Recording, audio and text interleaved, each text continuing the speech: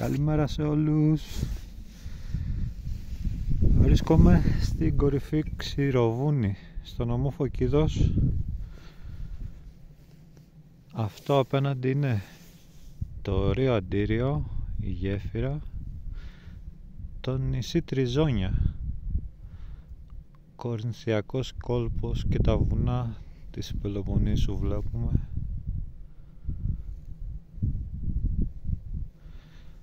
Και ανεβαίνοντας λίγο ακόμα εδώ στην κορυφούλα, εδώ βλέπουμε τον Παρνασσό, θα μπορέσουμε να δούμε τα Βαρδούσια και την Κιώνα.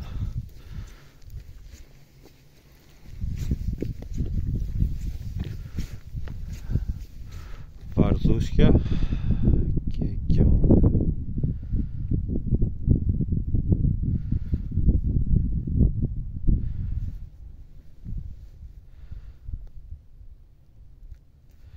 Υπάρχει εδώ μια κολόνα τηλεπικοινωνιών και από πίσω τα εκτρώματα της δίθεν πράσινης ανάπτυξης στο βάθος. Ναι, δεν λείπουν ποτέ αυτά, δυστυχώς.